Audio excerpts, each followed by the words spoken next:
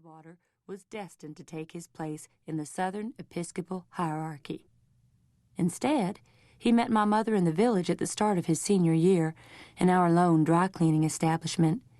She had come down from the very top of Morgan's Mountain to make a little money and see a little life, and all his fine passion fled the church in a rush and poured into her. They were married by the New Year, and I appeared in the earliest days of New Green May. I was a quiet child who absorbed a great deal of grown-up talk, and while I was still small, I came to know that my mother and father had done it practically the day they met and whenever after they could. I knew what it was, too, vaguely. I heard them so often whispering and laughing, and then breathing in that sharp, short way, and finally moaning and shouting aloud, that I ceased to be curious and never even bothered to spy on them. I truly believe that they loved each other profoundly, as well as lusted after each other, and much of that love overflowed onto me. We were a happy little family, even though both sets of my grandparents predicted nothing for us but ruin. My father managed to graduate from Trinity, though his grades were flaccid and his ambition flown, and after commencement, he simply stayed on in Montview and got a job at the hardware store. By the time I was 5, they still had not let up much and had become adventurous in their choice of arenas. I was old enough to lift from sleep and bundle into the back seat of their old Nash. They would range the mountain on moonlit nights, and when they found a spot that was inviting, they simply stopped the Nash, made sure I was asleep, and got out and did it under the cold smile of the moon. The old chain-hung bridge over Tolliver's Creek was daunting even in daylight. It hung a good 50 feet in midair over the white, rushing water below. But it must have swayed gently and irresistibly before them that June night, because they parked the Nash on the far side and went off onto the middle of the bridge and took off their clothes and began to make love. And it was in the final blinded and deafened transports of love that Leon Crouch, drunk in his father's chicken truck, caromed onto the bridge and smashed them off it and onto the granite rapids below. I did not hear the truck coming. I did not hear it hit them. I only heard, an instant later, the squall of brakes and Leon Crouch shouting over and over, "Holy shit! Oh, holy shit, fire Jesus Lord!" And then, when he found me in the back seat of the Nash, God damn those trashy fuckers, right in front of their baby. It was as good an epitaph as any for Rose Ellen and Cornelius Compton in the eyes of the mountain. Trinity College crowns the flat summit of Morgan's Mountain in South Tennessee like a mortarboard. It was modeled after the venerable Anglican colleges of England. The education is inalterably classical liberal arts and generally first-rate in spite of it. The Trinity experience no longer fits one to live anywhere but Trinity, it's often said at faculty doings. But those who remain do not wish to leave. Much of Trinity's power lies in its beauty. The mountain and the village of Montview are almost phantasmagorical in their loveliness. There are to me no mountains on earth so beautiful as these. They are among the oldest in the world, smoothed now to the curves of a sleeping woman's body. Trinity is eccentric and elitist and chauvinistic and innocent and arrogant and very, very particular. My grandfather Cash was a janitor there. He used to clean the structure that bore my other grandfather's name.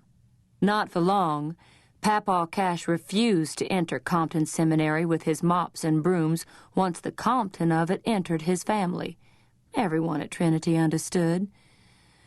Joe was powerfully attracted to my family's bizarre history. "It's pure American tragedy," he said over and over. "It's all of folklore and literature, really. The Montagues and the Capulets. Most of Faulkner." I was in Joe's senior literature seminar. It was how we met. He knew the story of my provenance. Everyone at Trinity did. I had stopped minding long before. Such was Trinity's ecclesiastical, liberal artsy predilection for wounded birds that I was a campus favorite from the days I used to come to work with my grandfather Cash and sat docilely on the steps of whatever structure he was cleaning, Mamaw Cash being practically certifiable by then. Somehow, I never felt an outsider in the domain, and I suppose that I was an appealing child. I heard it often. I was slight and grave and long-limbed, and had a cap of curls like a little Greek boy's, only fair and fine, thin features. I looked for all the world like my father, and still do, save for the very dark eyes that were my mother's. After a while, Mrs. Pierce, the provost's wife, put her foot down and said that it was a disgrace for Bishop Compton's great-granddaughter to sit out on the steps with the mops and brooms all day, and brought me into her own house. I pretty much grew up there weekdays. I went up to the little Trinity kindergarten, and then Montview Day. I know that my Compton grandparents paid my tuition and probably kicked in a good bit more in those earliest days. I know that if they'd sent money to my Cash grandparents' house, Mamaw Cash would have given it all to her church. She was practically handling snakes by that time. I never knew why my grandparents were so cold and angry. It was not entirely at my father and mother's shameful death, for they were silent and angry before that. My grandmother was a religious fanatic from the day she was converted by a hellfire-screaming, circuit-riding preacher near her 16th birthday. By the time my grandfather began taking me to work with him, she was so deeply possessed by the Holy Ghost that even he, stone-cold man that he was himself, feared she would harm me if I were left alone with her. She murdered one of Papaw's 2 prized heifers because her God demanded of her, one steaming July day, the sacrifice of a fatted calf.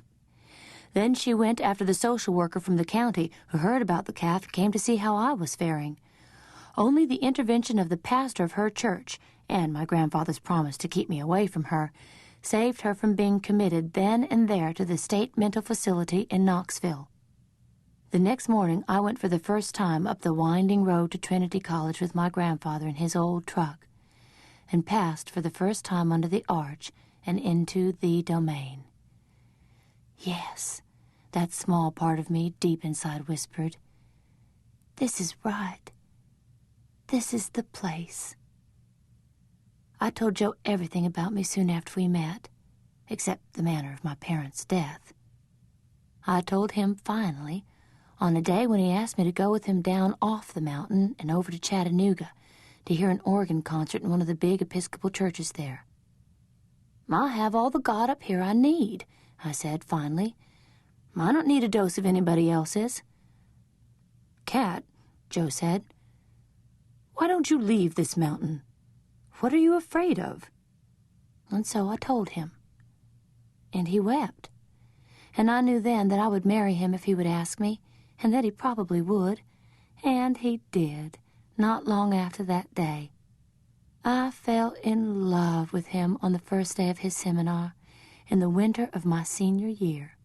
His eyes were blue and full of a kind of swimming light behind the round wire glasses, and his features were narrow and sharp and tanned.